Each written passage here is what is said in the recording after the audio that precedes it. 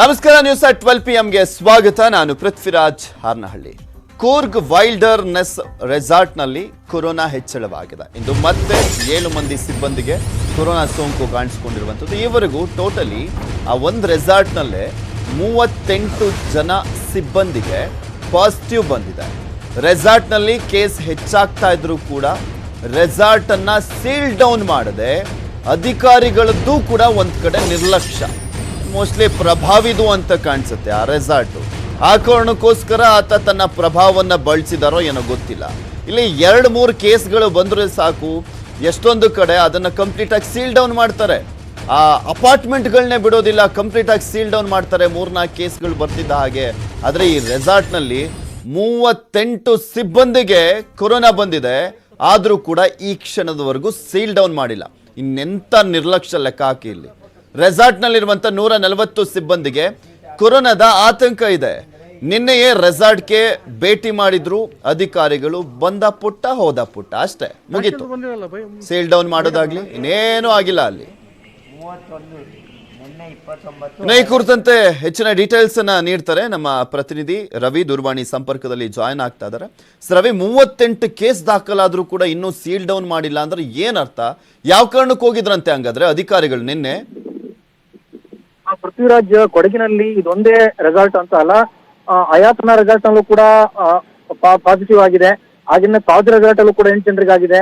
ಹೀಗೆ ಬೇರೆ ಬೇರೆ ಕೂರ್ಗ್ ವೈಲ್ಡರ್ನೆಸ್ ರೆಸಾರ್ಟ್ ಏನಿದೆ ಇಲ್ಲೂ ಕೂಡ 38 ಸಿಬ್ಬಂದಿಗಳಿಗೆ ಪಾಸಿಟಿವ್ ಆಗಿರುವಂತದ್ದು. ಸೊ ಆದ್ರೆ ಜಿಲ್ಲಾಡಳಿತ ಆಗ್ಲಿ ಅಥವಾ ತಾಲೂಕು ಆಡಳಿತಗಳಾಗ್ಲಿ ಯಾವುದೇ ರೀತಿಯ ಕಟ್ಟುನಿಟ್ಟಿನ ಕ್ರಮಗಳನ್ನ ವಹಿಸಿಲ್ಲ ಅನ್ನೋಂಥದ್ದು ನಿಜವಾಗ್ಲೂ ಈಗ ಒಂದ್ ರೀತಿ ಆಶ್ಚರ್ಯಕರವಾದಂತಹ ಮತ್ತು ಪ್ರಶ್ನಾರ್ಹವಾದಂತಹ ವಿಷಯ ಆಗಿರುವಂತದ್ದು. ಹೀಗಾಗಿನೇ ಕೊಡಗಿನ ಸಾಕಷ್ಟು ಸಂಘಟನೆಗಳು ಕೂಡ ಜಿಲ್ಲಾಡಳಿತ ವಿರುದ್ಧ ಆಕ್ರೋಶವನ್ನ ವ್ಯಕ್ತಪಡಿಸಿರೋದು ಕೂಡ ಗೊತ್ತಾಗುತ್ತೆ. ಸೊ ನಿನ್ನೆ ಏನು ಕೂರ್ಗ್ ವೈಲ್ಡರ್ಸ್ ನೆಸ್ ರೆಸಾರ್ಟ್ ಏನಿತ್ತು, ಆ ರೆಸಾರ್ಟ್ಗೆ ಆ ತಾಲೂಕು ದಂಡಾಧಿಕಾರಿ ತಹಶೀಲ್ದಾರ್ ಕೂಡ ಹೋಗಿದ್ರು, ಹಾಗೇನೆ DH ಅವರು ಕೂಡ ಹೋಗಿದ್ರು. ಅವರೆಲ್ಲರೂ ಕೂಡ ಹೋಗಿ ಪರಿಶೀಲನೆ ಮಾಡಿದ್ದಾರೆ.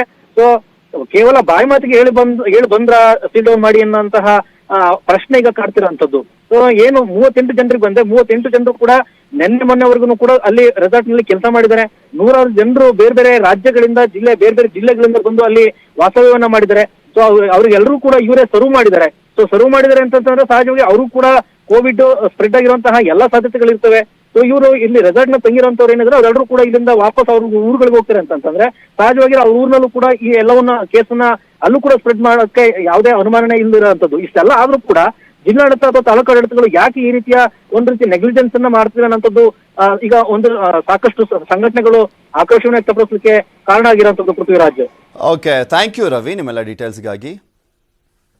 ಇಲ್ಲ, ಅದು ಜಿಲ್ಲಾ ಆಡಳಿತ ನಮ್ಮ ಇವರಿಗೆ ತಹಸೀಲ್ದಾರ್ಗೆ ಬರುತ್ತೆ, ಇಒಗೆ ಬರುತ್ತೆ. ಸೊ ಅಂಥವ್ರಿಗೆ ಪೌಲ್ ರೆಸಾರ್ಟ್ ಬಂದಿದೆ. ಟೋಟಲಾಗಿ ಈಗ 38 ಆಗುತ್ತೆ. ಸೀಲ್ ಡೌನ್ ಮಾಡಿದಾರಂತೆ. ಅವ್ರ ಗೆಸ್ಟ್ಗಳೇನೋ ಇವತ್ತೆಲ್ಲನೂ ವೆಕೇಟ್ ಆಗ್ತಾ ಇದ್ದಾರಂತೆ. ಅವರಿಗೆ ಗೆಸ್ಟ್ಗಳು ಒಂದು 20 ಗೆಸ್ಟ್ಗಳು ಇದ್ದಾರೆ ಅಂತ ಹೇಳಿದರು ನೆನ್ನೆ. ಸೊ ಅಷ್ಟು ಜನಕ್ಕೆ, ಯಾಕಂದರೆ we cannot force them, but ಹಂಗೂ ಹೇಳಿದ್ವಿ ನಾವು ಕಂಪಲ್ಸರಿಲಿ. ಯಾಕಂದರೆ ನೀವು ಟೆಸ್ಟ್ ಮಾಡಿಸ್ಕೊಂಡ್ರೆ suppose if you are positive, ತಿರ್ಗಾ ಬೇರೆ ಊರಿಗೆ ಹೋಗಿ ತಿರ್ಗಾ ಅಂಟಿಸ್ತೀರ ಇನ್ನೊಂದಷ್ಟು ಜನಕ್ಕೆ ಅಂತ I have requested and I have told, ordered. ನೆನ್ನೆ ಆರ್ಡ್ರೇ ಮಾಡಿದ್ದೀನಿ ನಾನು. ಬಟ್ ಮೋರ್ ಓವರ್ ಎಲ್ಲ ಪೊಲೀಸವರು ಬಂದಿದ್ದರು ಅಲ್ಲಿ.